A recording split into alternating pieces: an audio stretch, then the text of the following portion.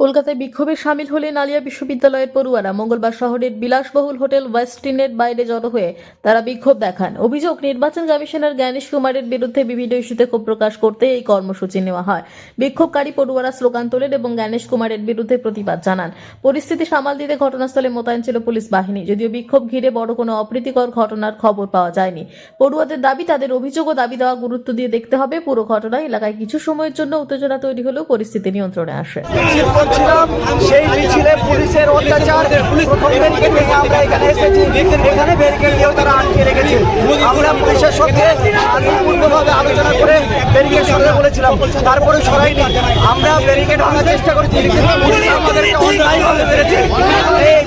এই রাস্তা আমাদের পারমিশন নেওয়ার পরেও পুলিশ কিভাবে আমাদের উপর অত্যাচার করতে পারে, পুলিশ কিভাবে আমাদেরকে মারতে পারে। তোমরা কি দাবি নিয়ে এসেছিলে? আমাদের একটাই দাবি ছিল, এসআইআরের নাম করে প্রহসন চলছে, নাগরিককে হরণ করার ষড়যন্ত্র চলছে, বাংলাকে বিভাজন করার চেষ্টা চালাচ্ছে, 60 লক্ষ বাঙালিকে ভোটার লিস্ট থেকে বাদ দেওয়ার ষড়যন্ত্র চলছে।